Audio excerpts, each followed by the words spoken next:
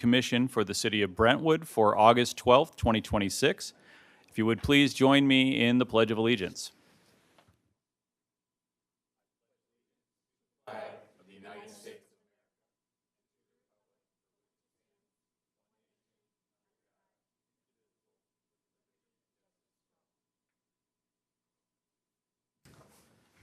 Thank you, everyone. Mr. Moran, if you could please call the roll. Thank you, Mr. Chair. Hart Nelson, Here. Martha Vaza, Here. Paul Moran's here. Lisa Shearing, Here. Brian Nolan, Here. Carl Carlin, Here. Jack Shelton, Here. Jeff Moore, Here. Sherry Bilderbeck. Here. We have a quorum, Mr. Chairman. Thank you, Mr. Moran. Next item of business is approval of the agenda. I believe we may have one item we wish to move. Is there well, I don't know if we need a motion for this even, but is there a motion to adjust the agenda? So moved. Ms. Bilderbeck, what would you like to change? I would like to move the text amendment to the end of the new business. Any objections to moving the text amendment to the end of business? All right, to the end of new business. All right. Any other objection to approval of the amended agenda by acclamation? Seeing none, the agenda stands approved. The minutes for our July 8th and our July 8th meeting and our July 29th Site Plan Subcommittee meeting have been distributed. Were there any amendments or changes needed for those? Seeing none, any objection to approval by acclamation? Seeing none, the minutes stand approved. Next item of business is citizens wishing to address the commission on items not on the agenda this evening. If you would like to address the commission, please step forward. If you could, state your name and your address. You need to please step forward to the podium here. Thank you. And again, we do limit time here to 3 minutes. Brock, I live at 8736 White Avenue in the 2nd Ward, I believe. And I came here today just to speak really quickly about something that's really important to me. Is that okay if I do that? We're up to 3 minutes. Yes, it is. Cool, thank you. So I want to talk about the walkability and the bikeability in Brentwood. Let me just cut to the chase. It's not great, and I really think that as a city, it's something that we have to prioritize more. Because as you can see, I'm a teenager. I don't drive yet, and I'm working on getting my permit. But you know, if you're disabled, you can't afford a car, you're not old enough, or you just don't want to drive, you know, Brentwood's not going to be super friendly to you. You know, Brentwood Boulevard, the main street of our city, it has 6 lanes of traffic. It can get insane, and you know, during rush hour especially, it can get insanely loud. And trying to walk along it feels kind of wrong and empty. It kind of feels like you're not even supposed to be there. And it feels more like a highway than a main street at some times. Like there are countless empty storefronts. There's not a whole lot of shade, which is desperately needed during a Midwestern summer. And the stores that are there are surrounded by rows upon rows of parking, which on foot just makes it insanely hard to get around. I also rely on the Metrolink to take me into the city and to the St. Louis Community College. But the area around the Brentwood station is just parking, and the pedestrian crossings on Eager Road are so wide that you could actually get hit. And none of this really matters to you if you're driving from I-64 to your home in Kirkwood. But if you actually live in Brentwood, it feels like if you don't have a car, you can't afford a car, the city punishes you for it. You know, I don't want this to be taken as, you know, me complaining about the state of affairs in Brentwood. You know, I love living in Brentwood, but I really think that this is something that we have to, you know, prioritize as a city. And I think that, you know, when we look into the future of the city of Brentwood, I want to see a city that works for everyone, not just, you know, if you can afford a car. Thank you very much. We appreciate it. Any other citizens wishing to address the commission this evening? Please, sir. If you could, again, state your name and your address for the record. Name's Anthony George. My address is 9137 Lawn Avenue.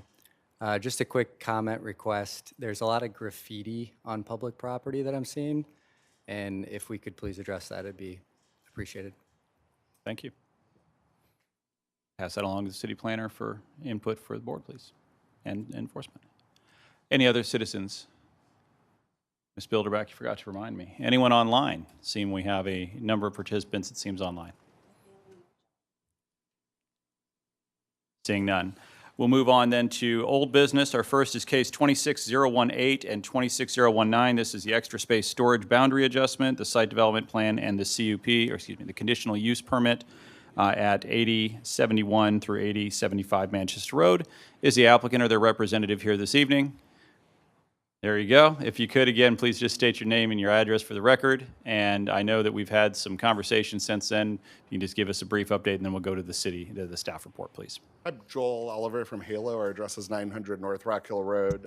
Bo Reinberg for DSS is on his way. He got held up in a meeting, so he will be here. No problem, Mr. shortly. Oliver. Appreciate it. Again, hello, I'm Lenny Mears, Grimes Consulting Engineers. We are the civil engineers on the project. And as you know, we were here a few weeks back and went to a Board of Adjustment meeting and did not pass that. So we are back with our revised plan, also taking in some comments that the board gave us last time. But we are completely back out of the buffer. Major changes are moving plan out of the buffer. We have added the right-in, right-out access on the eastern end of the project, and then also did a better job of combining that western driveway and widening it with the adjacent neighbor on the project. Other than that, obviously, with the pulling it back, we had to make some parking changes and modifications to the dumpster location, and those items are all included. Appreciate it. For those who weren't able to make site plans subcommittee, we did have a good discussion. And as noted, again, the variance wasn't approved, and so that was a change to the setback, which adjusted the parking. We also discussed and am I to understand correctly that there is a cross-access agreement now with the neighboring, so that we will be eliminating one curb cut, if that is my understanding? So it's not complete yet. That actually, as kind of the master developer of the district, wanted to address that. So I'll acknowledge Mr. Cherry from Manor Real Estate is here. They purchased the building at 8805 Manchester, which is the brick building adjacent, just west of where Extra Space will be. We, along with DSS, ESS, it's like a tongue twister, and Manor have worked together on how this could be. We were very supportive of Manor purchasing that building as part of the overall district when they did that. The city was very fortunate that they were able to acquire that and make improvements with no incentives, which was great. The consequence of not getting any incentives was they didn't have a development agreement with the city to kind of codify that they were kind of part of the redevelopment district. So we've worked closely with them. I think they're okay with the new drawing showing how the agreement works. The issue has always been they want to be recognized as being part of the redevelopment district. So our proposal to do that, having talked to staff, is we do have a site plan that shows both of those buildings and the cross-access easement.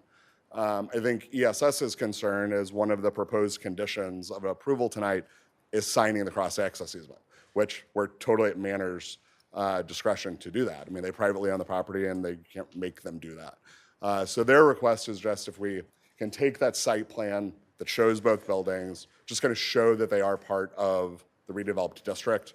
That's what they've asked for, just to show that. So that would be our only request, would be the way that the approval's written tonight.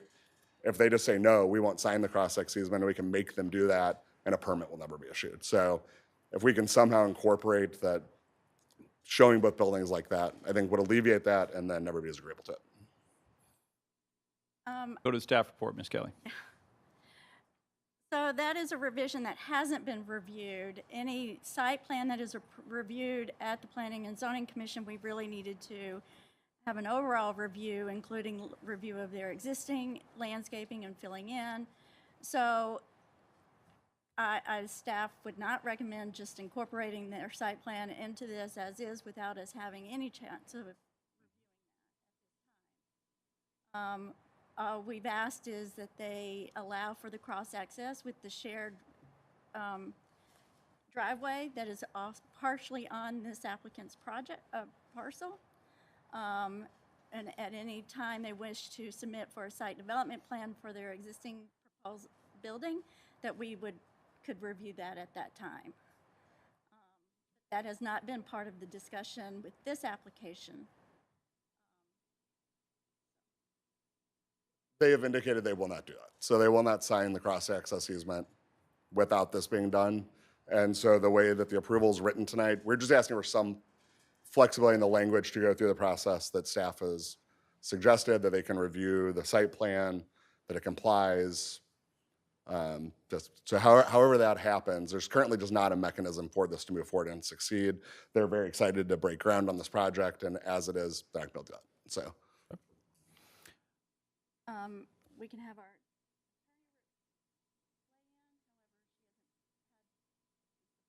we've actually heard that, so I think the P and Z can make their decision tonight with the cross access, and that could be worked out at a later time. But we haven't reviewed the site plan, and it hasn't been submitted or As a joint site plan, basically. noticed as a joint site plan. Okay. Understood. I think there was some comment, and again, we can have this conversation. I do want to hear some of the other updates that have been made, but for those who were in site plan subcommittee, it was something that we preferred to have the cross-access agreement, but I don't believe it was something that we had come to a conclusion that having the other curb, the more western curb cut removed was a requirement. It was just preference, and it is also multiple curb cuts in close proximity on a busy road already. So there was some concern, but we can talk through that as well this evening. Ms. Kelly, anything else from staff on this? I know we had some conversations around landscaping still and a few other issues there. Yeah, I will do a screen share for the staff report. Walk through it. Since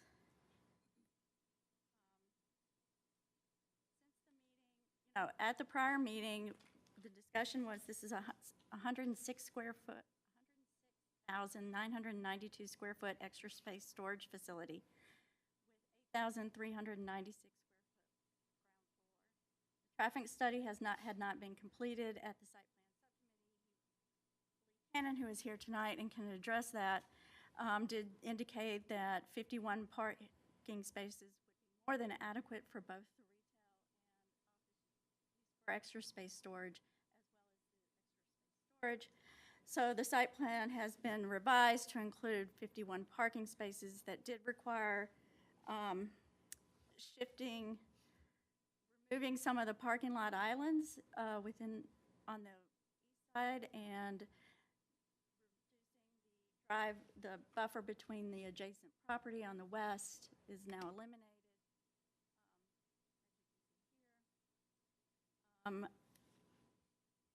Frankie with Planning Design Studio completed his report, and that was uploaded this morning for your review.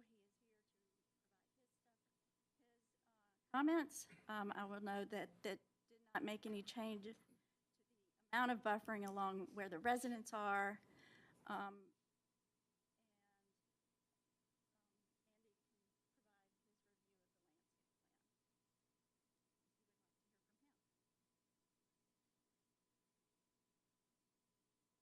All right, Mr. Frankie, why don't we hear from you first, if you don't mind? And then Mr. Cannon. Certainly. Thank you very much. Mr. Chairman, members of the commission, I'm Andy Frankie with Planning Design Studio. We're the city's on-call landscape architect.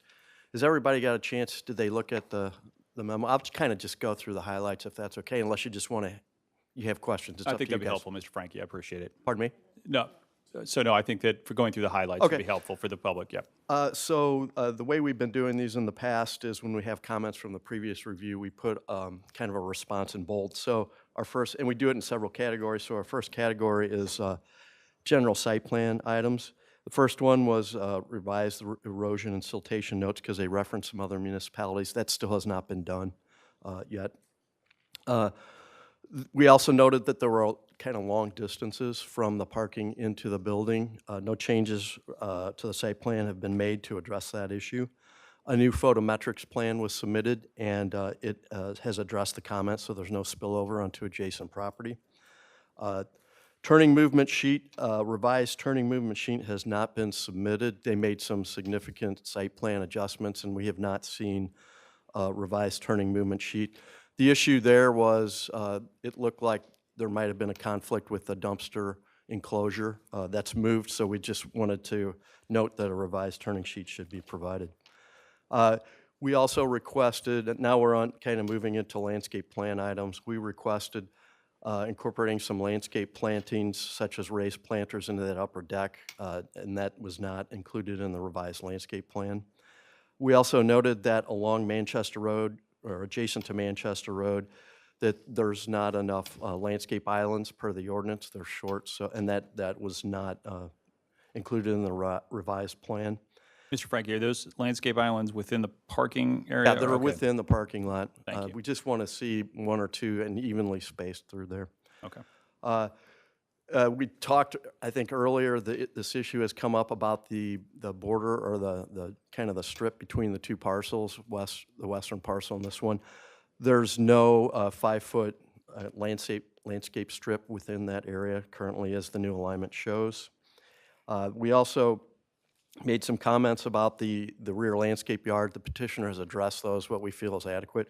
One thing to point out is that material and all landscape material on this project should be irrigated. That's especially critical. So then we move into a little bit more unusual part of the report about the monument sign. And I won't go through all of these comments. The monument sign, it raised about 1 foot. No real significant changes in how you see it from our previous memo. So there are a couple items to note. One is because of the new reconfigured site plan, there's virtually no room behind that sign for any landscape planting to serve as a backdrop. And to further kind of contributes to that, the landscape material in that new parking lot or that reconfigured parking lot, there isn't any. So it kind of detracts from that. And if you remember, and I think on one of the last pages of this report, the original concept had a pretty significant amount of landscape behind it to serve as a buffer or a backdrop to that, so that's not provided in there. One other item to note in kind of figure 3.1, the size of the retaining wall or the wall that the sign would sit on has been reduced, and we feel that's a good thing because it's just not so visually overwhelming in that situation. Additionally, a lot of stuff here. Sorry for the long memo. One of the last things that we do when we have a resubmittal is we have the final section, which are new comments that really haven't been addressed previously, and so there's several of those. The first one is that the revised parking lot on the east side does not have any or does not have adequate landscape islands per the ordinance. The revised parking lot green space calculations on sheet L1 don't seem to match the parking totals that are shown, so that needs to be revised. We also wanted to see product cut sheet information on the proposed retaining wall on the north side. There's a couple of small retaining walls. We just wanted to see what kind of material they were looking at there. We also wanted to just make a note to confirm that the dumpster enclosure will be as it was shown on the previous submittal for sheet A7.07. 2 more points. Transformer needs to be screened per the city ordinance, and there are a few landscape trees essentially within the 50-foot buffer. We think that we're very sure if those remain in place, they need to be approved by both SEMA and DNR because they're within that buffer. Thank you, Mr. Frankie. Any questions for Mr. Frankie at this time? A number of issues. Again, I think in many cases, what we'd like to hear from the applicant is there a willingness to address those issues that have been raised by the landscape architect.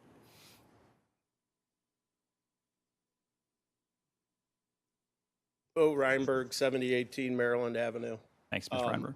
Yeah, I didn't hear anything or see anything that, you know, a landscaped island somewhere. I mean, the monument sign, obviously part of our desire to go to the Board of Adjustments and move in a certain direction was to accommodate landscape backdrop and different things and landscape island.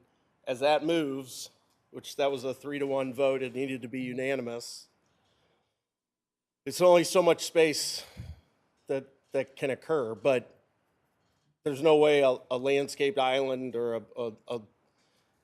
I just know that won't get in the way of a good project. So we're completely amenable to working along those guidelines.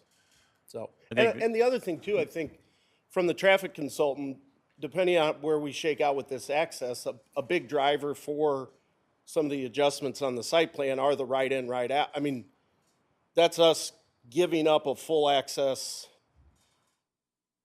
curb cut to our project Right. on Manchester and moving it to a limited access curb cut. That's a substantial, that's substantial. That's not a small give from the standpoint of accessibility to the project and marketability of the project. We think it works out, and it works out well, I think, for us and for our neighbors who have done a great job improving their property. We think the right in, right out makes a lot of sense there. But we wanted to conform our parking right there so that we didn't have bottlenecks for folks that were trying to go to the rear of the building for storage with the limited retail parking on that side. So just to walk through some of our thought process and how we looked at the site plan. Understood, appreciate it. I think the monument sign, I will say, is a little bit of an unusual thing for us, since that is the city negotiating for this. And to be quite honest, I know that Alderman Lockmuller is in here, and I would say that it is probably more their area than ours. And so in some ways, unless the commission is entirely opposed to that, I would punt on that. That's not ours to decide. It's the Board of Aldermen's to decide. We're recommending body. So I would actually move that to appropriately to the Board of Aldermen and leave the monument side aside and look at the rest of the site plan. It is a little unusual. Ms. Kelly. Since not everyone was here to hear Lee's comments on the traffic, and he's here Yep. tonight, I thought, okay. We would absolutely do it. Since we were talking about the monument sign, Mr. Cannon, if you wouldn't mind, please tell us since what we've learned since our last meeting. Good evening, Chairman, members of the commission. For the record, my name's Lee Cannon, principal with CBB, offices at 12400 Olive in West St. Louis County. Just as a reminder, I am your traffic engineer. I work for you. So if you have any questions, feel free to ask, and we can address that. We were asked to do two specific things for this site. They're somewhat separate, but also related. I'll talk about the traffic issues first and the parking issues second. I believe you may have already had an opportunity to read the report that I wrote. The report I wrote was prior to the last iteration of the site plan. From a traffic perspective, this facility just won't generate much traffic. The biggest piece of the building is self-storage, and those facilities don't generate much need for parking, and they don't generate many trips. The retail is a relatively small component of this facility, and it's the primary driver for parking and associated trips. So I have no concerns with traffic flows or congestion based on the original plan, but the recommendation was to share the existing driveway with the adjacent property to the west. The property line for the existing tract already lands somewhat within that driveway, so that driveway lands on both this subject's property and the adjacent property. We recommended a widening to allow a little bit better traffic flow at that existing western driveway, and recommended shifting the existing curb cut and restricting it to right in, right out access only. It's my understanding that the applicant was willing to do that. They drew it on their new plan and made that submittal this week. And based on that new plan, which I shared with MoDOT, I got a response back just Monday that said MoDOT is fine with the access as approved. So, second piece would be parking. And based on the city's code, you really don't have specifically self-storage. You have a warehouse use. We offered to do some investigations, and what we found out was that self-storage and true warehousing, which you think of goods in large spaces, generate about the same number, which is a very low number of trips. And so the warehouse, the self-storage won't generate very many parking stalls occupied, maybe 5 up to 10 sometimes. So the recommendation for the minimum number of stalls is 46 to 51, in that range. Whatever fits would be fine.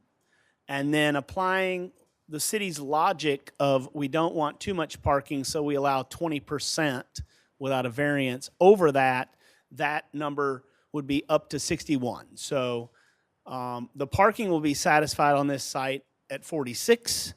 And if the developer wants to provide more parking for their own reasons, we would be fine with 61 stalls. Anywhere in that range should suffice for the site. And I'd be happy to answer any questions about traffic, parking, or otherwise. Mr. Cannon, I may have been slow on one thing. You said that MoDOT looked at this and was fine with the plan as approved. Which are we talking about, with the single entrance with cross-access, or right out and then keeping the existing curve cut for access into the site? No, the drawing that's on the screen now, which has been revised since site plan subcommittee, which is sharing the neighbor's driveway as expanded in width Okay. and closing the driveway, the full access driveway within the site frontage, and shifting that access point as a restricted right in, right out at the location shown or thereabouts. There's some wiggle room in that. We want to make sure we're far enough away from the signal at Hanley and far enough away from the full access driveway. And there's a range of space where that fits nicely. So if they need to make a minor adjustment to something, that would likely work also. Questions for Mr. Cannon from the commission? Thank you, Mr. Cannon. Thank you, Mr. Frankie, too. I'm not sure I said that, but. All right. We have a number of items, I believe, the applicant, or that they have expressed some concern about what I see in condition number 6 in the recommendation, or in the conclusion and action from staff. So I simply want to note that for folks. That's on page 18 of our package. Any other comments from the commission, or is there a motion? Mr. Carlin. Acknowledging that I don't understand exactly what we might be voting on tonight, because there's some questions relative to the cross-access. Also acknowledging that a lot of work has been done both by the applicants and by the commission in my absence, because I was on vacation. So I'm not interested in, making confusion or turning tables up or anything like that. I do have a few comments about the project, because it's the first time I've had a chance to do so. I will not keep them to the purpose of today's meeting. Relative to the landscape concerns, I feel that a building of this stature and of this type, it's relatively, and this is maybe an opinion, but it's relatively austere. It's certainly modern. It's going to absolutely change the character of the entry to our city. That's one of the first things you'll see as you come into the city, from that direction anyway. So it's relatively important. Much of this has maybe already been said in previous meetings. That said, then the landscape component to me seems really important, because it becomes the only option we really have to soften the appearance of that building, right? And the renderings, which if it's needed to show them is fine, but like they show some larger plantings on Manchester. They show essentially the renderer knows that they should try to hide the building, right? And so, like, if we're actually not doing that, if that's not what's going to be done in the planting, then I would have a concern, because I think that would be the only way to really harmonize this with the neighborhood personally. I have a larger question, which I'll just put out, again, acknowledging the work that's previously been done. We have a few projects now going on in the larger development pattern. We have the daycare. We have a further project later on in this review in the meeting, and then we have this project. And I, at least for one, and I don't know if my colleague, Matt Foreman, the architect on the board, and the rest of the commission feel the same as I do, but I feel at this point that I have lost the thread of what the larger development plan for this part of Brentwood is, right? So I see some piecemeal projects coming together. I've had questions about all of them, and I have additional questions for the project coming up later. I don't know that they feel coherent. They feel to me like putting chess pieces on the board wherever one can. So I would like the commission to consider that this is a complete and total redefinition of our city. I understand we probably know that, and I don't know that we're approaching it coherently. So I would like to have a better sense, either from staff or from other commissioners or from applicants, of what that larger vision is. And so relative to this project, is it a public benefit? Do we need this project? Is it going to help the city?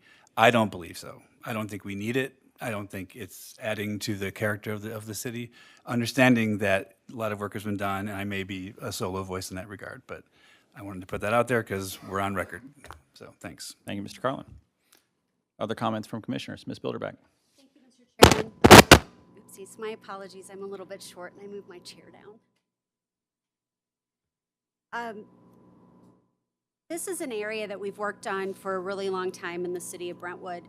And this particular location, we've gone through iteration upon iteration upon iteration of development projects, all of which that have fallen through.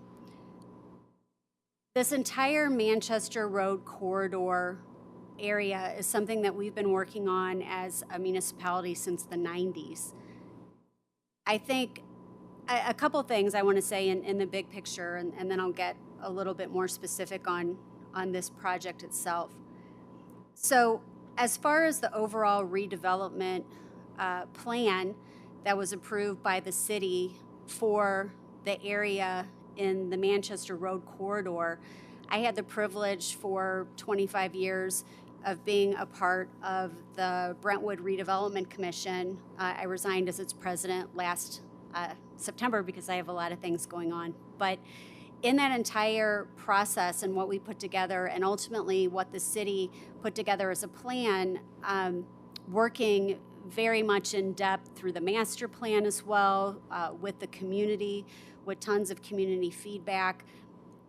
The plan that was approved really in its character, in its thoughtfulness as far as walkability, which the young gentleman who I commend for, I don't know if he's still here, but for actually coming to a meeting to speak, it can be very intimidating. But a lot of that was given in mind to the walkability of the area, what the community was going to look like, accessibility, and the cohesiveness of the area. In this larger redevelopment project, we've had one of the same principals who's here tonight, who's been involved with the design aspects and understanding at all of the meetings that we've had and with all of the community members and all of those types of meetings, what it is that we've been looking for as a city, what's in the redevelopment plan, what's in the master plan. And I wasn't able to attend the site plan meeting. I've had some things going on with my parents. And I spent more time tonight looking at this tonight, and then of course hearing the comments of the landscape planner, who we're so lucky to have. I mean, just does an outstanding job, and same with Mr. Cannon of CBB, does an excellent job on the traffic. And when he says something, you know that it's going to be reliable.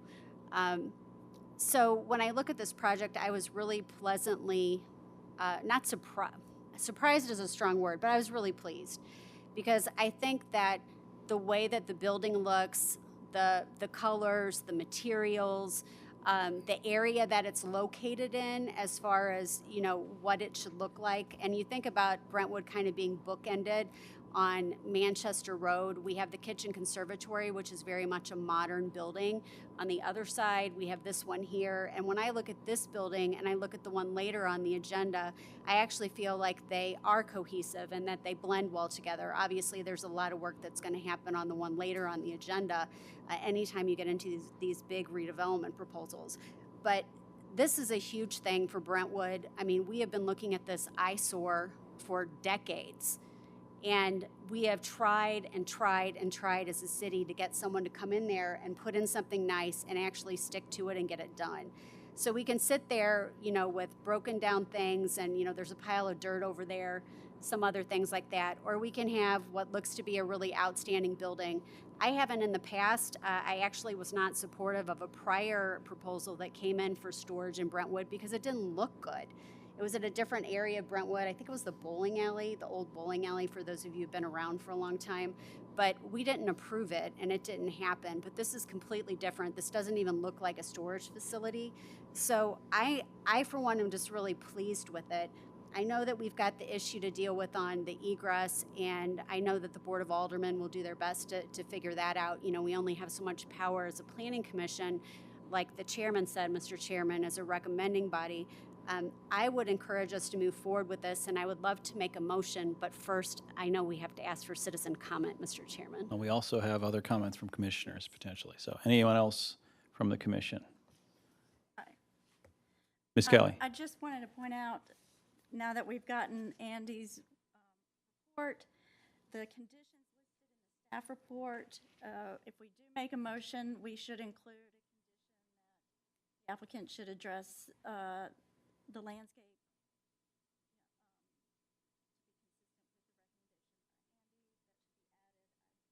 I apologize, I left that out.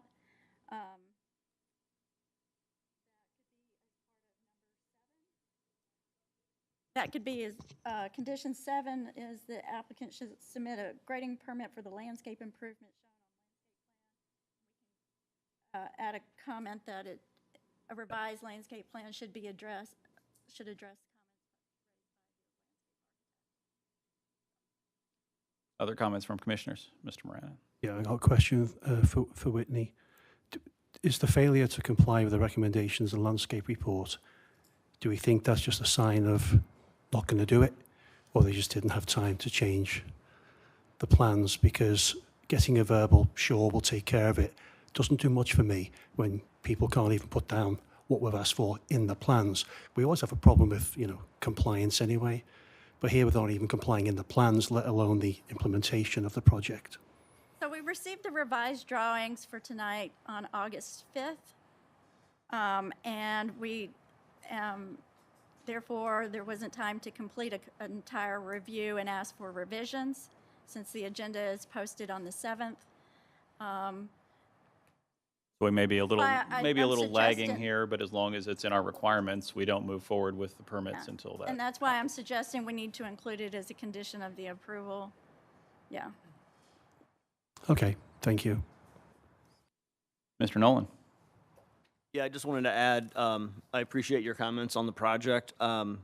Even if you think it's not perfect, I think it's a really good use for the site. I think they've done a good job of addressing our comments.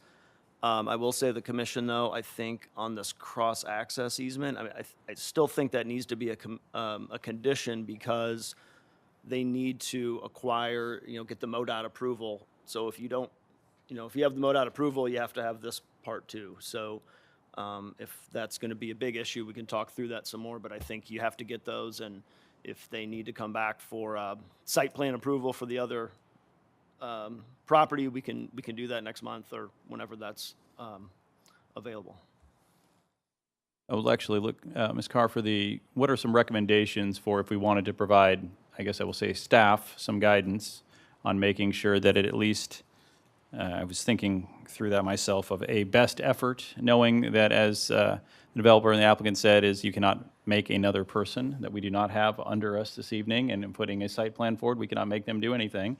But I think that we need to make sure at least there is an effort, understanding that MoDOT could also provide approval for the site plan without that. I mean, it can go back to MoDOT. What we asked for, they approved, but we could also ask for something, or Mr. Cannon could ask for something different, and they could approve that as well. Right. Ms. Carr, do you have comments for that, please? So what you could do is put a condition on there that, that they shall negotiate with the owner next door for a shared access, a shared driveway or something like that, that would be acceptable to the city attorney and city staff. And if they were able to work that out, it would not come back here.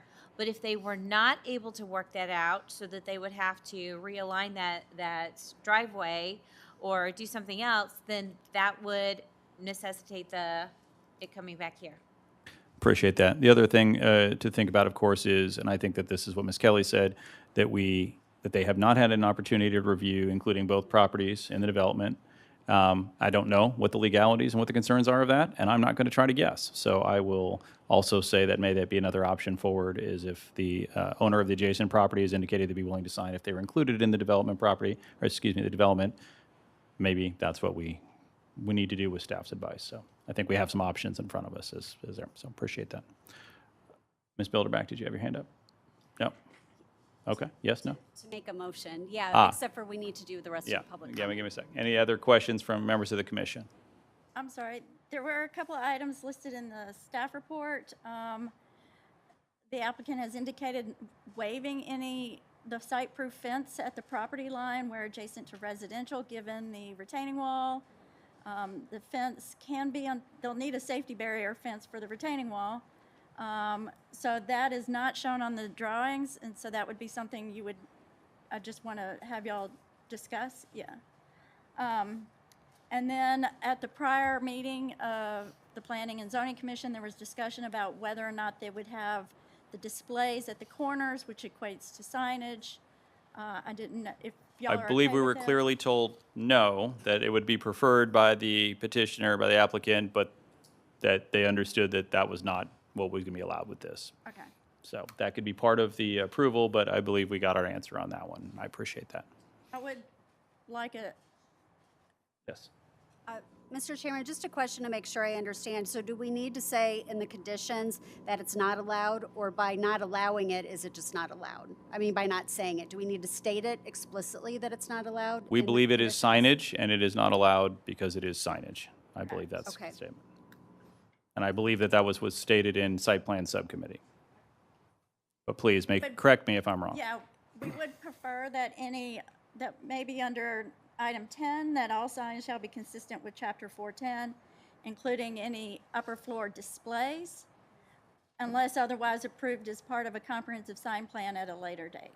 We can, And then what you said also about the placement of the sign-proof fence is there just has to be one on the property line or at the top of the retaining wall.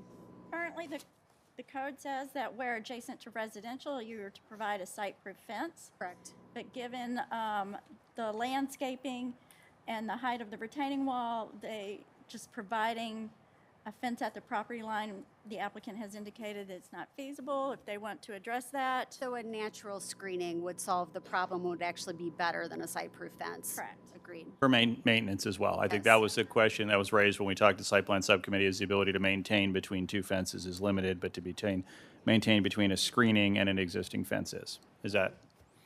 Yes, Correct. again, what we discussed at the site plan committee is there's two retaining walls. The one retaining wall is right at the property and it's 6 foot tall above the other one, pretty much, okay? All of the residences have a site-proof fence within their property, a foot off the property line, off that wall. Well, besides the fact that I can't get to the property line to put a fence, if I put a 6-foot fence, it's gonna be right up against the concrete wall. But I could put a safety rail on that lower, like a safety fence, and, iron, maybe a aluminum fence, and we did landscape in there based on our landscape architect's discussions with Andy. And we are proposing now, most of that was invasive species. We're tearing all that out, putting plantings in there to soften that concrete wall too. But another point that our landscaper pointed out is all of those residents have mature trees, and most of that screening you see up there is actually within their backyards. So they're gonna be screened just with their own vegetation. We could do like some we Not a big fan of that in Brentwood. We don't even like it at the farm. so close, and then also. Anything else, Ms. Bilderback? So we don't need to mention this guardrail thing, right? I didn't think so. That's, okay. I think I got it now. All right, we've got a lot in front of us. Any other comments from commissioners or questions? Yes, please. Mr. Moran? Yeah, Whitney, again, did we say that the Brentwood sign wall is in scope or out of scope for us to discuss? I think it is I'll let the city answer first, but yeah. That is a negotiation with the Board of Aldermen to include that, since it was part of the Brentwood Bound Park development to have entry elements. So changing that really should be addressed at the board level and not at the Planning and Zoning Commission. Yeah. Okay. And Mr. Frankie, do you consult to the Board of Aldermen like you do for us? Could you repeat that? Yeah. Do you get to have input to what is presented to the Board of Aldermen, like a landscape report like you do for us? Yeah, we'll be meeting with the Board of Aldermen next Monday to give them an update of this and the sign so that they can evaluate it and decide, provide their input into it, because their original intention was for that original concept. That's what they want to put in. There's some other issues that they need to talk about, and we need to present to them about that. Okay, yeah, because I thought the points you made at the site plan subcommittee meeting were very good, and I hope that they're expressed to the Board of Aldermen. They will be. Thank you. We'll be giving or sending a presentation to Whitney about that. So Thank you very much, Mr. Frankie. Thank you, Mr. Moran. And I don't mean to overstep. It's just for us we are a recommending body, and we don't do negotiations for the Board of Aldermen. So that was why I would passing that over to them, as I believe is appropriate. And I appreciate the city and the city attorney's input on that. Anything else from the commission? Any members of the public wishing to address the commission on this application? Anyone online? Is there a motion on the floor? Ms. Bilderback. Mr. Chairman, I would like to recommend approval of this proposal to the Board of Aldermen with the conditions that are included in the August 12th, 2026 Planning and Zoning Commission report, with the following revisions. Relative to, under conclusion and action on page 18, the landscaping will be deemed sufficient as currently indicated in the plan, with any additional revisions by the landscape designer that we have as our consultant. In lieu of the fence screening, that the natural buffer will be an excellent screening in that situation. Also, under number 6, where it discusses that the applicant shall secure a cross-access easement with the neighboring property, that will be revised to say the applicant shall negotiate with the neighboring property for a cross-access agreement as outlined, and that with the idea that that the driveway would be acceptable to the attorney and the city staff. And if this cross-access agreement cannot be worked out in a way that is acceptable to the attorney, the city attorney, and the city staff, and that it will come back to the Planning and Zoning Commission and could be looked at with further site plan considerations. Also, that when we look at number 7, that in addition, the applicant shall submit a landscape plan that's revised that will be consistent with and including all of the items as outlined in the August 11th, 2026 memo by Planning Design Studio, in addition to the conditions that are listed on this document. Signage. That all signs shall be consistent with Chapter 410 of the city's Code of Ordinance regarding signs and advertising devices, including displays on the upper floors. And that it specifically amends item number 10, that the signage, that any upper floor displays will not be permitted because it is deemed signage under the code and under this recommendation and condition. There's a motion on the floor. Is there a second? Clarify that. Yep, please. Number 10 is unless a comprehensive sign plan is reviewed at a later date. And I so amend my motion to include that addition to item number 10. We have a motion on the floor. Is there a second? Second. Second by Mr. Nolan. A roll call vote, please, Mr. Moran. Thank you, Mr. Chair. Sherry Bilderbeck. Yes. Mark Favazza. Yes. Carl Carlin. No. Jeff Moore. Yes. Paul Moran is no. Brian Nolan. Yes. Lisa Shering. Yes. Jack Sheldon. Yes. It's carried with a majority. Thank you, Mr. Moran. This will be recommended then to the Board of Aldermen on their next meeting, which is? I should It'll know be this. It'll be the September meeting, September 7th, I believe, or 8th, because of the holiday. September 8th. Thank you very much for the work that's done on this, and we appreciate it. Thank you. Next item of business is 602. This is old business, case 26020, Titanium Fitness, conditional use permit at 854 to 856 Hanley Industrial Court. Is the applicant or their representative present? I think you're wearing the right attire. I see that. Please, if you could state your name and your address for the record, tell us a little bit about what you're trying to do with your project. Yeah, Charles Beckham.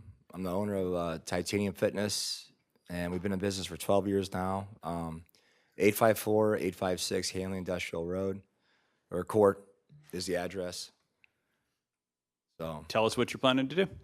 yes, and just to be transparent, the work's already done. So I took down just a few walls, and I was paying rent for empty space. So we expanded the gym, and we were really crowded on one side. And but yeah, that's what we did, and I'm just following the protocol, and grateful to be here. All right. We'll turn it over to Ms. Kelly. Staff report, please. So I'll introduce. I would like to introduce Sam Wade. Excellent. Sam? I'm saying his name wrong. He's our new city planner, and he assisted in drafting this staff report, so I will let him take it. All right. Welcome, Sam. Thank you. Thank you, Chairman and Commissioners. As the applicant has indicated, they are seeking a conditional use permit. The property is zoned Planned Development Overlay District, where there are some pre-existing nonconformities on the site. But under the Planned Development Overlay Zone District, it includes enclosed or open recreational uses, such as health clubs and fitness facilities as a conditional use. The property consists of two separate buildings that are approximately 16,300 square feet each that was developed in 1965. There are several other uses on the site, such as other fitness facilities. Titanium Fitness currently operates in the tenant space addressed 854 Hanley Industrial Court with a total of 2,500 square feet. The applicant is proposing to expand into an adjacent tenant space, 856 Hanley Industrial Court. That square footage is 2,400 square feet. In total, the expansion will consist of, the tenant space will consist of 4,900 square feet between the two tenant spaces. The site requires a total of 60 parking spaces with all tenants, and on the total site, there are 87 to 96 parking spaces, so staff does not find any concerns with that. Any questions from members of the commission? Mr. Beckham, obviously, we appreciate your transparency. We'd prefer that in the future, if you make any changes like that, come see us first. We like to have business in Brentwood. Sure, I will. Is there a motion on the floor? We need public comment. My apologies. Is there anyone wishing to address the commission on this application? Anyone online? Thank you, Ms. Bilderback. Now, is there a motion on the floor? Mr. Fafaza. I move to recommend the approval of the conditional use permit and site development plans for Titanium Fitness at 854 and 856 Hanley Industrial Court, subject to the conditions discussed. We have a motion. Is there a second? Second. Second by Mr. Moran. Roll call vote, please. Jerry Bilderbeck, Yes. Mark Fafaza, Yes. Carl Carlin, Yes. Jeff Moore, Yes. Paul Moran, yes. Brian Nolan, Yes. Lisa Shering, Yes. Jack Shelton. Yes. That's unanimous, Mr. Chairman. Thank you, Mr. Moran. Appreciate it. Thank you very much. This again will go for a recommendation to, actually, do we need to go to roll vote for the Board of Aldermen on the 7th, 8th? 8th of September. We'll get there. But thank you very much. Thank you Appreciate for your time. Next item of business, we switched this around a little bit, so we will be looking at 702. This is P&Z 26022. This is for a mixed-use, multifamily development, site development plan, and CUP, conditional use permit, at 8300 to 8330 Manchester Road. Is the applicant or their representative here this evening? Please step up again and tell us what we're looking at here. I'm still Joel. My partners in this project are Mark Rubin and Jason Brentwood are here, and Tom Young will also be speaking, so I'll do it 900 North Rock Hill. That's still our address. All right. Do you want us to do our presentation first, or do your report first? No, you do yours, and then we'll go to hers. Give us a minute while I get them hooked up. We will take a short recess. Yes, we will take a slightly longer recess. You don't need to run, Miss Bilderbeck.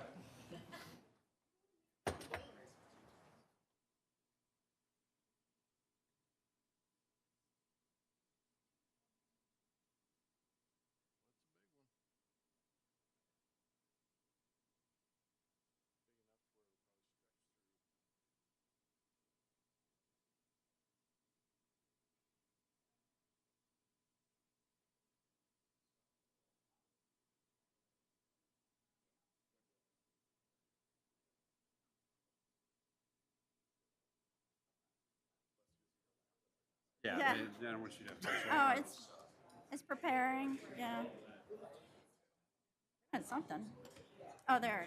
Sorry, trying to facilitate.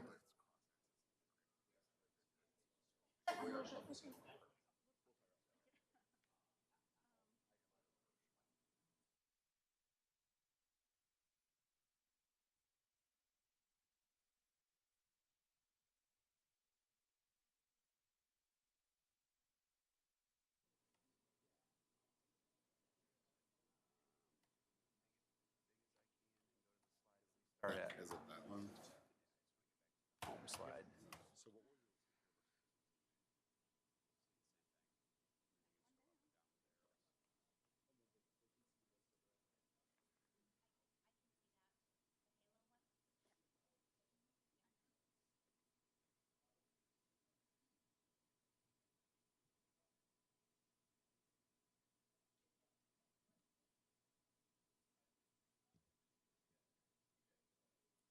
Good. All right, we will resume. So please. Thank you all very much. Super excited to be presenting this to you. As I said, Halo's partners in this project, Mark Rubin, Jason Brentwood, and then Tom Young is our architect at Halo. He'll also be doing part of this presentation. This has been obviously a long time in the making being here, so we appreciate it. I'm going to go through some of this pretty quick. I'll pause if you want. Just tell me to pause, okay? I'm going to recap a couple of things just because the previous conversation I think is really important to do that. Kind of where have we gone? Where are we? So this is the redevelopment corridor. The site we're talking about tonight is what we call the public works zone because 3/4 of this site is where the current city public works facility is. For reference, this is the approved master plan that is attached to the redevelopment agreement that we originally did. So just as reference, we'll point this out a couple of times as we go through this. Just as reference, we know things have changed over time. Just a little bit of context of what in the world have we been doing over the last several years. I think as everybody knows, the lawsuit between the Institute for Justice and the city that's been going on has really hampered a lot of efforts over time and left us in a position of what are we able to execute on while something that we're not party to is litigated through. So really the biggest key is the extra space piece to the overall development. We started the conversation what was then Life Fitness almost 4 years ago. So it's taken that long to really unlock what a lot of people would argue is the most key piece of this whole development adjacent to what the city did at the park. So as you can see, moving them up there is very important. We have tried to get other properties under contract while the lawsuit's gone, and it was just with no success because people know what's going on. There's uncertainty. It's been very hard. So we assessed what can we do, and it works out that with the city's public work sites and the other facility the city had acquired, and then the other corner being for sale, gave us the opportunity to do that. So if you look at what these 4 projects are that have gone on so far, really represents 23% of the total redevelopment area, which is kind of amazing given the headwinds, not only with the lawsuit, but the economy. So as I mentioned earlier, Manor's redevelopment of the red brick building with extra space going there, with KinderCare and then with this project, that's a massive success that the city should be really proud of. So we're happy to be doing that. So this is the site, just for context. The yellow is what the city currently owns as a public works site, and then the not yellow square is a privately owned site that we do have under contract to complete putting the whole site together. In the original master plan, in this quarter specifically, it's the same confines of what you see here, had these 5 buildings. The 2 orange buildings were single-story kind of commercial buildings with this not ideal surface parking lot right up against Manchester Road. Then the 3 yellow buildings against the park were going to be condo buildings that had first floor parking. So no activation along the center street, which is very critical to what the vision that we're trying to achieve. So we believe that the plan we're showing you tonight is consistent with that vision because it is housing and it's commercial. Densities are different, but the uses are similar, and we believe we have a better condition with that parking on Manchester. I'm turning it over to you. Okay, so this is the proposed plan tonight at a very high level, just for context to show you. We have a 4-story residential building along Manchester with a strip of parking that's much reduced, a 5-story building along the park to really maximize the views of the park. The orange is the commercial space, which is 4,000 square feet. We've aligned our kind of amenities, the pool, and this access to the park that we talk about all along the western spine of the side. And we'll discuss why it's on the west. There is some logic to that. This just shows you over the existing condition what this plan looks like. We believe very deeply that the center street running east-west is critical. It was part of what we proposed when we originally did this years ago, to create this kind of downtown Brentwood feeling that doesn't really exist anywhere, to really address some of the comments, like, right, have something that is walkable, that is bikeable, that feels good, that ties to the park, that you can take the Greenway up to the Metrolink station in Maplewood. So our site, we can only do what we can do on the site that we can control, but we have thoughtfully designed it to be able to do the future roundabouts that are shown on this plan. You see the 2 roundabouts on the either side? Our plan allows for those to be added as the east and the west pieces develop once we're able to do those. We are maintaining the connector to the park. The original plan, years and years ago, had 2 connectors to the park. We've evaluated this very heavily as we've looked at the topography. You know, we have to raise the site considerably to get out of the floodplain. So how the topography works, where there's retaining walls. FEMA, as the city knows, is very sensitive to altering anything in the floodway of the park. So our good partners at Grimes, you know, we feel good that this connector we can do. So we're showing the 1 connector as you see here. I'm now going to turn it over to Tom, because he is better at talking about the design piece. Do you have any questions? Go back on any of that, or good? Nope. Okay. Unless questions? So again, Tom Young, the architectural designer here with Halo.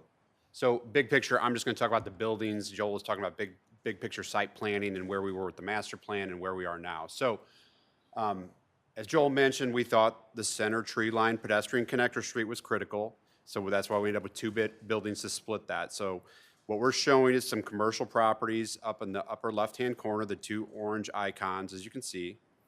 On the lower southern building, in the lower left-hand corner, you can see our yellow. That's kind of our active amenity program. So from the facade will look like kind of commercial space as well. We have our pool and exterior amenity off to that left side. And the idea being that park connector also ties into all that. So if you're coming from the homes to the north, you work your way into our development, you can stop and get a cup of coffee or whatever that eventual commercial use is, a small restaurant, and then work your way down into the Greenway system. So I talked about the pedestrian path, temporary road. So another important thing to know is the gray road on the left side. Joel talked about the future roundabout over on the right hand. Right now, we're using that existing drive that exists because we don't have access to the properties to the west or to the east. So that is a temporary drive for now. We will put in the future roundabout in the future and future access as it's illustrated in the master plan. But big picture, what was critical about this site strategy was that center street connector and retail where we could in portions of the building, but really all these units that are lined on that center street connector would have front porches, places for them to put furniture out and landscaping to kind of create these like row house feel as you work your way from what will be a future commercial district to the east and also to the west as you work your way to the park. These are the upper story plans. So it's approximately 185-ish units. We're still working with that mix, but a mix of 2 bedrooms and 1 bedroom units. 4 stories on the north side, 5 stories on the south side, as Joel said, to take advantage of the views and also free up some space for that ground floor exterior amenity. These are just some kind of cartoonish bird's eye views. So this is a bird's eye view from the northwest. You can see the temporary road that currently exists. That's that alley that'll be repaved. but it allows our neighbors to the west on the park side to actually access still where they need to, but also get us into our development for the residents and for the commercial uses. This is a bird's eye view from the southwest. So as Joel mentioned, there was a couple pedestrian connectors previously illustrated back before we had any topographical information, back when that FEMA floodway edge was really defined. So that was just kind of a graphical representation of, hey, we're going to bring pedestrians from the north side of Manchester down into the park. Now that we have all the information, there's quite a bit of topography to make up and make ADA accessible paths down in the park. So you have to see, and we're not allowed to modify that topography. So we can't do a lot of switchbacks or retaining walls or systems. So we worked with our civil team to do this path that works with the topography at an ADA level to get down into the park. And again, you can see our exterior amenity and that idea of that pathway continues all the way up to Manchester. This is a conceptual look from the northeast. So everything you see outlined in orange, the two buildings, are what we're proposing. Everything outlined in the yellow is that future roundabout connector and access to Manchester.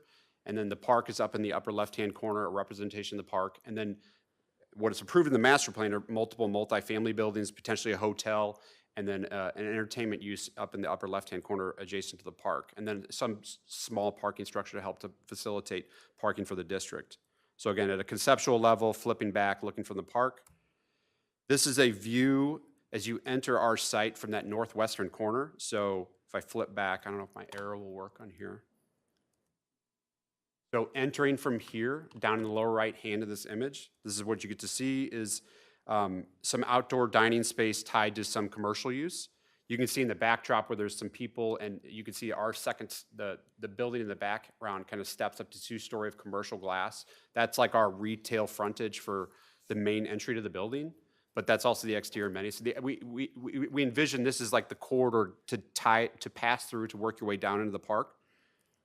That's just another bird's eye view, again, as we move further back and position up to see that pool, and then back that center street. We have some images of what that'll look like as well. So this is that central street concept. When we were meeting with the Board of Aldermen, we did talk about this idea of street line retail. The reality is it doesn't work. So we've maximized where we could and where we think is the most attractive for potential retailers. But then the idea of creating these like row house experiences, you're working through an urban residential frontage to get, again, over to the east, which is a future larger scale development, which will have more commercial users. These are just technical elevations that are part of the submittal, not as easy to read for people that don't do this type of work, but you can see the top image on the east side. We're coming down about 9 or 10 feet from Manchester in the northeast corner. So the building's finished floor is relatively the same, maybe a little bit taller on the north side, but that in the top image, the building to the left, you can see there is an additional story on top of it. And then these are just overall elevations that are giving, square footages of masonry. We're showing masonry, which is kind of represented that tannish brown. We're showing a metal facade, a faux wood facade to warm up certain sections, and then a hardy board panelized system, which is that lighter gray up on the top half of that upper building. So that's like a larger panel that has these like aluminum strip systems that connect it all and clean up the edges. If you want to trade off here. Okay. So since we've made the actual submittal to the city, we've had some dialogue with staff and some feedback and things. So there's a couple of things that have been added that are very additive. So we wanted to share that tonight because I think it informs the conversation for modifications for the next one. So the one concept was, it's nice that you're doing the sidewalk, but it would be nice if it had a little more amenity for the public. And that also fed into the conversation of there's a trade-off when you invite the public onto a private property like this, right? So having the one point of access into the park kind of makes it clear. You can have very clear signage for people from the public. If the neighborhood's to the north, you go through the tunnel, you come across, or you go across the crosswalks, you know exactly where to go. So we've added this kind of rest area that you see in the bottom left corner here. So there'll be a shade structure, seating. Ideally, we would like to work with civil to add a water fountain kind of function to really serve two purposes. If you're going to the park, you can rest, but if you're also just somebody in the park and it's like it was today and it's just blasted hot, there would be signage in the park to direct you that this would be somewhere where you could go and have a little bit of relief. So it kind of cuts both ways. We did work with our civil team of, man, wouldn't it be more practical to put that in the park? So if you're in the park, you do it. And I think the concern was with FEMA, you just don't know. They want the least disturbance as possible in the floodway. So placing this on our property, the way we've done it, puts the onus on us to maintain it, to ensure it, to make sure it looks great over time. So we did add that element, which we were very happy about. The other really good feedback that we got was on the curb cuts on Manchester. There's two. Tom did a very good job explaining the one to the west. That is currently how the properties to the west access their buildings. So if you eliminated the current western curb cut, you would be eliminating those people's ability to access their property. It's not great. So the eastern, though, and the submittal set is not perfectly aligned across Manchester. So Grimes did a very good job modifying this in time. So what we've done is on the right is what you have in your packet, what you all have seen, and has that strip of parking there. But as you can see across the street, is not perfectly lined up.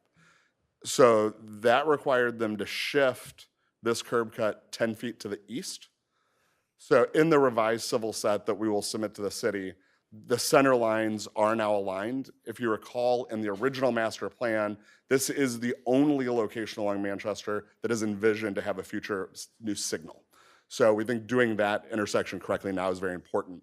So we relocated the parking that was there. We relocated some of the subsurface structures, and that is our intention, is to do that. So the streets align now. I believe those are the two things that changed from what you all saw. We'll go to staff report, please, Ms. Kelly. Yes. Should I just click out of this to get out of that? Okay.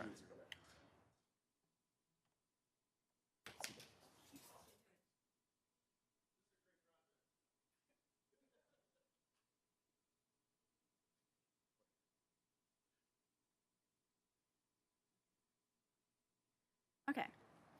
So as the applicant has indicated, they are seeking approval for two structures for apartment complex, mixed-use multifamily development at 8300 through 8330 Manchester Road that incorporates the city's current public works garage.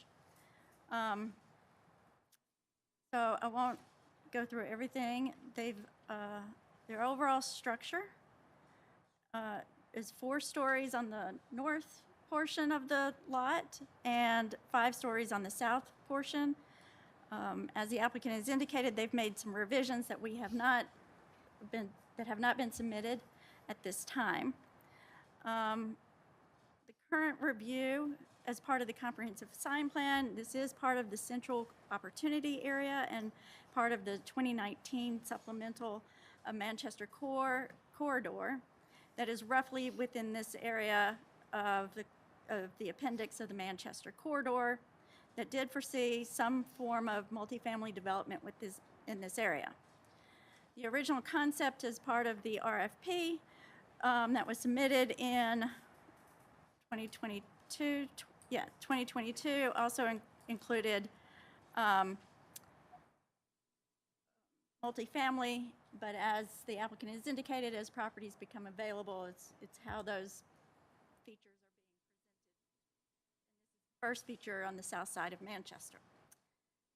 The use limitations when you're over 4 acres is unlimited, so it is per your review. It's on approximately 4 acres or over 4 acres, so that is unlimited, and the maximum site coverage is 80%. They have not provided a site coverage calculation at this time, so that's the one thing that we've asked. In addition, in a large review, as you can see here, in future Whitney. phases. You're not projecting anymore. Sorry. Hello. As you can see here, the idea is that the central corridor would serve as the access to all of the adjacent properties, and would come on as those properties redevelop. This area on the east would be the major north-south access to Manchester Road with future lighted signaled intersection on Manchester. Therefore, the drive aisle on the east would need to be reviewed to be more of an access road versus parking lot as currently designed. And we have not done a landscape or parking or traffic analysis on this property, as the applicants have not signed the agreement to proceed with that. So we would ultimately recommend continuing this discussion until those can be completed. In the MC district, there were a number of details that were provided, as you can see in the site plan. The outdoor seating, where adjacent that could be a future retail. There's no buffering between the parking and the outdoor plaza space that they are proposing. So we've recommended that additional buffering landscaping area should be provided here. The access to the Great River Greenway, in the original Manchester corridor, they proposed 2 accesses in the same area, as you can see down here. And so staff is recommending that the east side should also have an access down to the park for those visitors and residents that are on the east side of the building that may not want to go west to just right down to the park. However, both would have to be ADA compliant. And so that could be a concern with the grade changes, but we have asked that we are asking that they look into that. Also, our new city planner, who worked at a prior city out in Colorado, they had a requirement for multi-unit dwellings that short-term and long-term parking spaces be provided and well-designed. The short-term could be outside, and there's an incorrect number. It's 2 spaces plus 0.05 parking spaces for bikes per bedroom of a multifamily development. And then you would have long-term indoor storage at the same rate, at 0.05 per bedroom. Since that is a recommendation from the Manchester corridor to encourage and promote biking to and from the MC district, bike racks shall be provided at appropriate locations at any building, and therefore we are asking that they provide such short-term and long-term storage for the multifamily development. And that is something that we can look at as possibly a future text amendment, if we wish to do so. So here's an example that Sam has provided from Grand Junction, Colorado, of their indoor long-term parking storage. So if family visits want to bring a bike and ride in through the park, they can provide storage is provided. They have not provided any signage at this time, but that could be done as part of a comprehensive sign plan at a later date. The Manchester corridor does also talk about the need for public art that is appropriate for the scale, and while that is a goal, that may be premature at this stage, as future development occurs. That could be addressed at a later stage, but that is something that we would expect from the applicants to take into consideration for any future development as well. There should be separated cross-access for pedestrians across parking lots, and so therefore the MC district asked for different raised materials for pedestrian access to kind of visually highlight those changes that pedestrians are in that area. So we are asking for that as well, or making that suggestion. Further, the stormwater hasn't been fully reviewed. That's usually reviewed at as part of the building permit, but we will have our stormwater engineer, since this is a big project, review that and come back to you with his initial findings. However, they are showing that the stormwater will discharge into the creek. That would require the Board of Aldermen approval to do so, and an easement, so that may be further discussion with the board and the Planning and Zoning Commission. there was no location of screening. There was no mechanical equipment shown at this time, so, but that is to be appropriately screened. And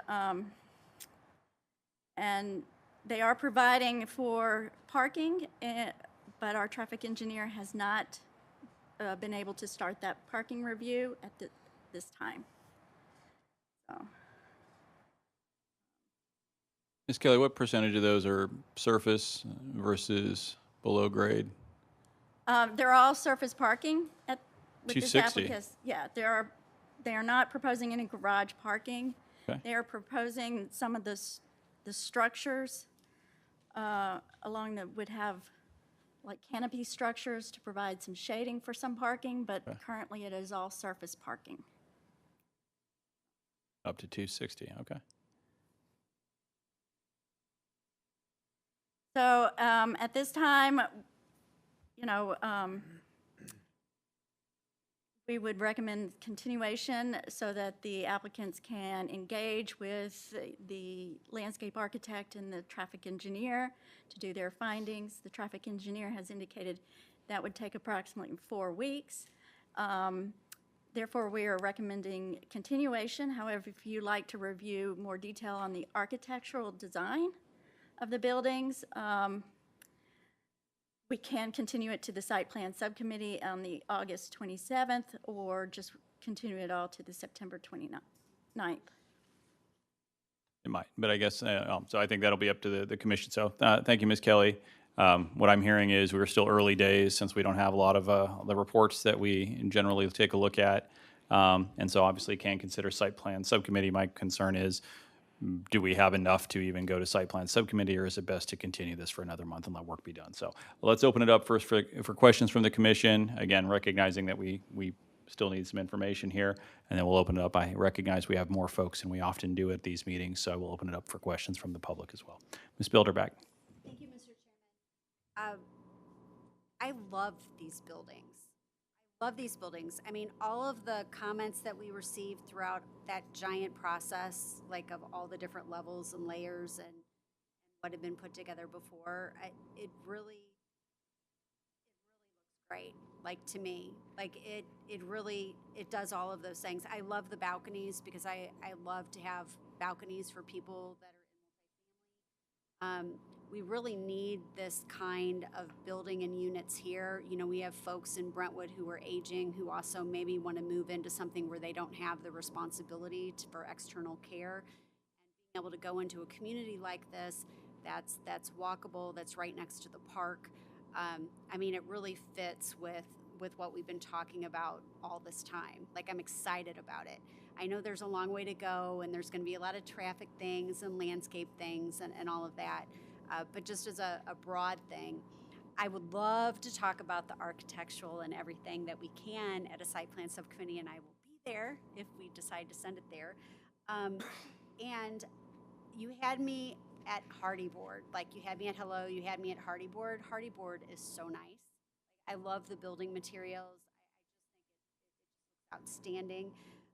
I also love that you helped create and maybe at the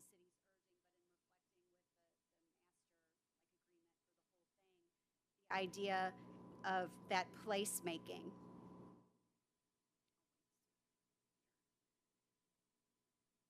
But that idea of that placemaking with creating that shaded spot at the corner, I think that's a great balance to avoid the issues with the park and FEMA and keeping that clear, while at the same time providing that it's almost like a transition between the public space of the drive that goes to the park and the actual development itself.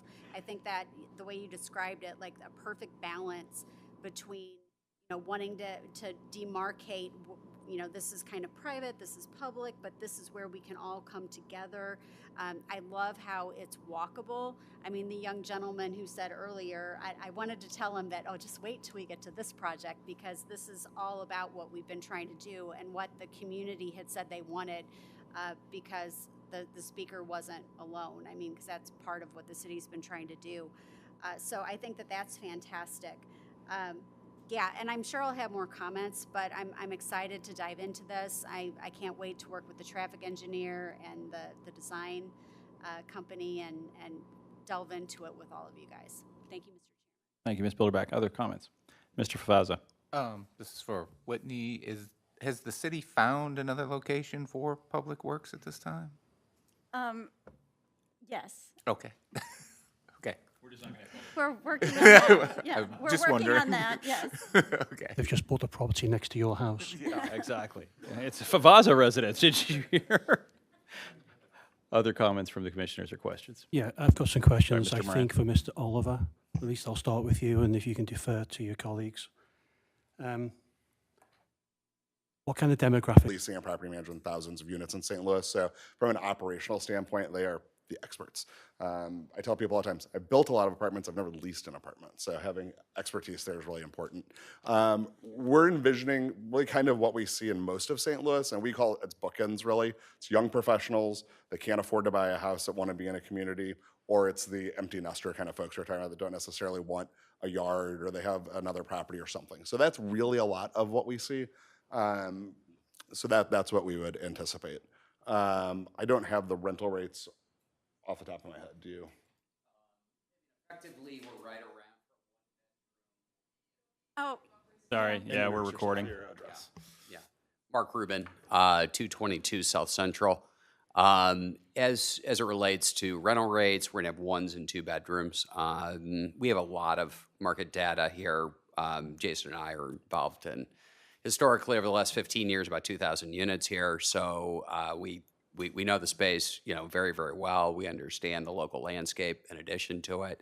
Price points will range really between about 1,700 up to about 2,800 or so. So it's a broad range, but we really do want to make sure we've got approachable, affordable units. We're not looking to elevate this above and beyond. That's really kind of the missing middle, so to speak. So we want to make sure we can accommodate really that demand center and those in need. Thank you. Stay there, please. Yeah, who owns it? Who's going to own the building? To whom is the rent going to be paid? So we collectively will own the project. We're the developers and owners of the building.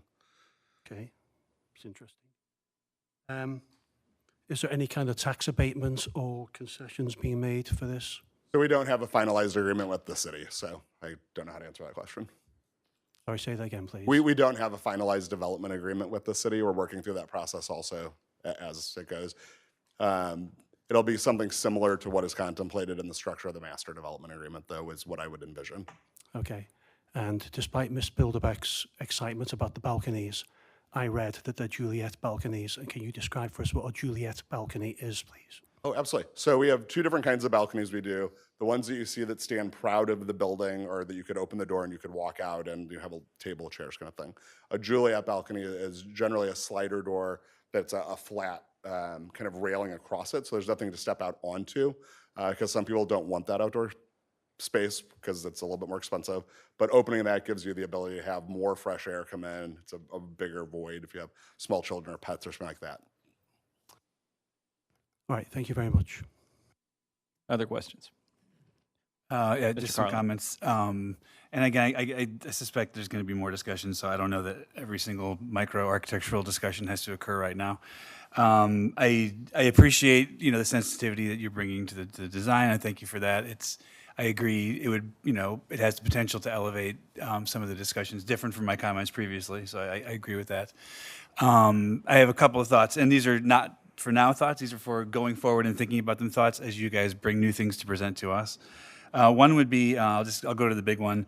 With all and I understand the challenges intimately, so I'm not saying, magic can occur, but the parking all on the ground and not tucked into the building, which I understand has complications and ramifications, it's making the central corridor really not that welcoming, right? So if I'm looking at the sort of main floor plan, it's a lot of diagonal parking, kind of in that center corridor.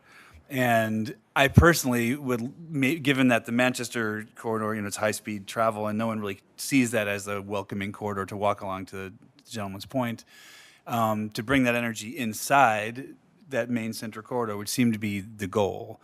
And at the moment, with the parking challenges you have, I'm not sure you've fully achieved it, right? So if there was something to be done to make that more pedestrian friendly, like you showed an image of the apartments at grade level, facing out to the street, facing out to a continuous line of diagonal parked cars is maybe not the way I'd maybe like to see that. Given the challenges you face, I understand, but that would be something to focus on. That ties into the bikes. I know at one point in the master plan discussion, I appreciate, by the way, I should start over. I really appreciate the master plan update. That was very helpful. It both confirmed and also reassured me in terms of the sort of, piece by piece strategy, because there's a very good reason for it. You're doing what you can at the time you can, so I appreciate that explanation. That said, now we're taking a piece of higher density residential, which used to be over somewhere else, and now we're pulling it over here.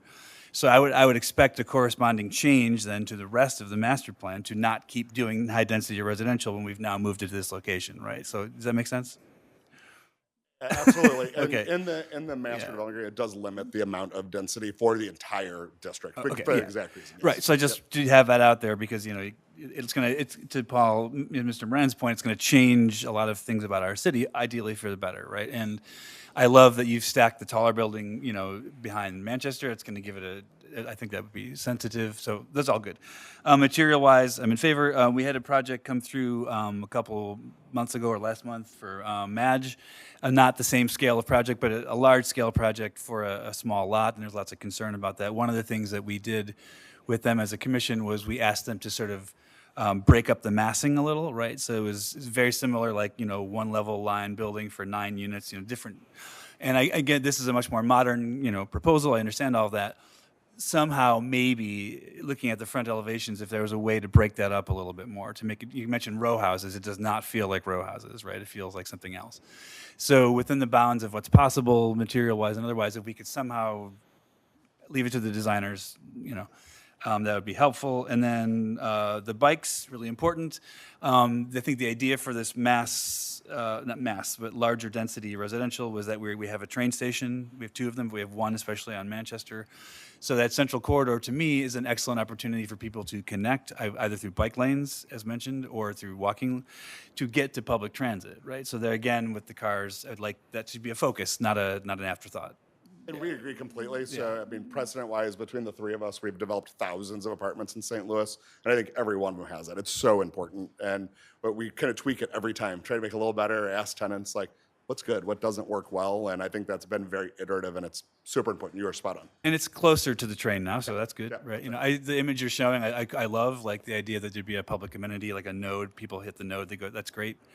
I could live without the second access, frankly, because I get the challenge, and ones probably would work, but I would like to. Okay, my time is running out, and that's about it, I guess. So those are the things I was thinking. Most importantly, maintaining the quality of that central aisle, because I think that's where it sounds cheesy, where the magic of this might happen. Not happening quite yet. So, thank you. Mr. Nolan. Yeah, I'll be brief. I just wanted to echo what Carl had to say because in looking at the project, first of all, really appreciate you talking about the central corridor and the plan and how that fits together. But I think there's a lot of surface parking here, and I think that has to be addressed. When you do the roundabout to the east, you're also going to lose all that parking. So that even reduces the number of spaces. So I just would encourage you to maybe look at another way to try to make that work and to try to make that corridor more of a walkable street and not a drive-through. Yeah, one thing we didn't point out, so there's a lot of information. Once we started the design process, something we discovered, so it's the east side of the site, kind of where the yellow note is. We weren't aware at the time that the city had actually granted a cross-access easement to the industrial building to the east. So originally there was more parking there that once we learned that that easement was there, that bump out had to happen. So naturally, as you develop going east and are able to then pick back up that cross-access easement, it frees up more than enough parking to relocate that roundabout. Does that make sense? Yeah, so does that make sense? So absolutely, it's a great question, and I'm sorry I didn't point that out earlier, so. Yeah. Other questions from the commission? Ms. Bilderback. Sorry, please, Mr. Sheldon. Sorry, can I ask real quickly Can you just confirm for me as I'm that is where you're intending that future potential signalized entrance to be? Yeah, can you go to the master? North of that, yeah. Correct. Yep. So it's hard to see if you're not looking for it in the master. So you can see the signal right there in the corner there. So that was, yeah, if you go back to the original agreement, the original concept, that was the one spot when we'd worked with the city years ago that we believed MoDOT would be That okay with lines the up signal. with the That's cross correct. street With the road. realignment, the way we moved that curb cut over 10 feet, that now aligns and would allow for that signal to happen. Also being sensitive to people that are going to the school north there, like having a safe way to cross in the future is very important. Okay, thank you. Ms. Bilderbeck? Thank you, Mr. Chairman. One of the things I wanted to mention, because it came up earlier, and I know you said it, but I hadn't fully clicked on it until Mr. Moran asked you and you answered the question again. But as far as the owner developer, that you guys are developing it and going to continue to own it, that's like the best of all worlds. In the experience that we've had when we first did like the promenade, that was one of the things that we wanted to happen and that we looked at with some of the developers, because what it did was it gave us more control over the situation. It made sure that the promises were followed through on, and the people who spent all of the time, blood, sweat, and tears in the development process on the development side then were the ones that carried through the vision that everybody agreed to as an owner going forward. So actually that's something that to me always is an extra feather in the cap as far as something that I personally look for based on our experiences in the past. And I'm really pleased to see you guys making that kind of investment and sticking with it and your commitment to Brentwood. Yeah, I appreciate it. We're thrilled to finally be a spot where we can do that. You know, we love the role that we played for KinderCare and Extra Space, but these are big companies, right? And they have their structures of how ownership works. So we're very happy to be able to facilitate, work with those teams, kind of give our input. But when you're the owner of the project and you're operating, it really gives you, the onus is on you to do it right. So. Yeah. Thank you, Mr. Chairman. Thank you, Ms. Bilderbeck. Noticing, sorry, Mr. Moran. Just one more question, please. Are the electricity wires is electricity going to be underground? What did you say? The electricity supply, is it going to be underground? Yeah. Buried lines, I think you guys call be them. buried. Okay, so Manchester will have, from Hanley Road, utility poles, right? And then drop down. Right, the Manchester would still have that corridor of poles are there. But that would serve underground. There would be a drop off of those. We're showing a transformer on our plan at the southeast, kind of in that bump out right now, but we'll figure that out better when it comes to the fact. But right there, at southeast down, right there. So that's where it would drop down from Manchester somewhere back to that area. Okay, And thank then you. serve out to the units. So there's a bit of beautification involved as well then, right? Losing the poles is always a win. Thank you. And the one question was asked about mechanical units. And this type of project with the flat roof, all of those condenser units are on the roofs and in the center of the building. So the line of sight wise, you're not able to see this. But yeah, that's a. And they're Yeah, screened, they're right looks there. like. Yep. Well, yeah, you've got parapet, or at least a partial parapet. It's cheaper to build a pitched roof, but then all of your condensers are on the ground. Mr. Carlin? I'm good. We have more visitors than we normally have this evening, and folks may just be here for information, but if there's any member of the public wishing to address the commission on this project, please let us know. Please. Yes, and I will note, yes, this is a beginning of a multi-meeting process here, so. Just wanted to say that, like Ms. Bilderback said, this looks pretty cool. That's all I wanted to say. No questions from me. One more thing, I appreciate the focus on bicycles here. Maybe like something for consideration in the future would be a bike lane along Manchester or Brentwood, which would be especially useful for people getting to Brentwood High School, Brentwood Middle School. Just something to think about. Yeah, that's it for me. Yep. Sir? Oh, could you state your name again for the record? Brock. And just to clarify for the speaker, the shared path, the new sidewalk, when MoDOT was completed, there's a wide shared path adjacent to Manchester Road on the south side that is for multi-use bike path, walk path. So that is a wider that was designed for bike and pedestrian access along Manchester Road. Oh, yeah, that's good. Yeah. Okay. Thank you. Any other members of the public? Anyone online? All right. So obviously we have more to discuss and more input to receive from our consultants on this as well, and I know more work to be done from the developer. Is there a recommendation? Again, we could go to site plan subcommittee, could carry over. Ms. Bilderbeck. I would love to send it to site plan subcommittee. Based on experience with projects like this, it takes a lot of work. There was projects where we would meet weekly, so I highly recommend it. I will be there. I will put my money where my mouth is.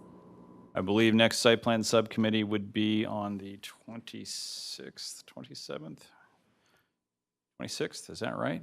26, that's right. Do we have commissioners who will be able to make site plan subcommittee on the 26th? I am would be iffy there. at this point.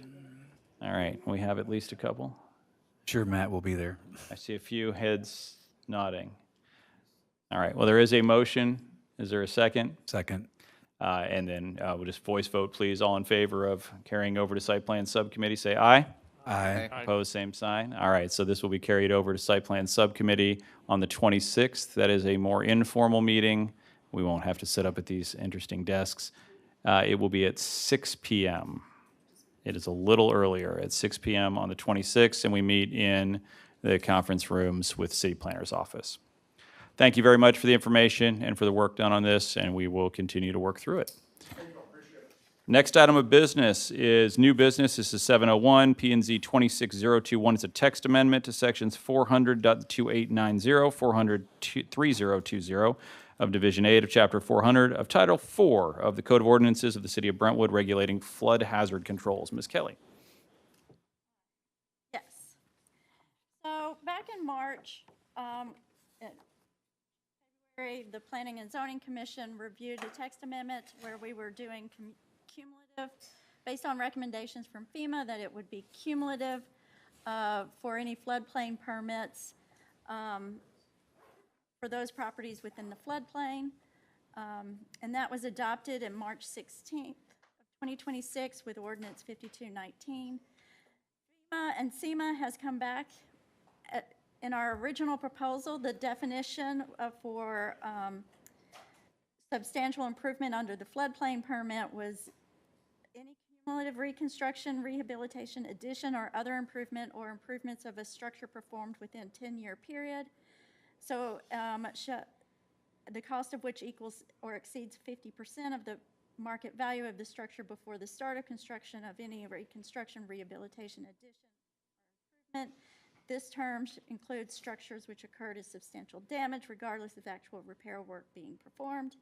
SEMA has said that rather than as just part of the definition, they would want it within the body of the ordinance. Therefore, we are proposing a new subsection G under 400.2890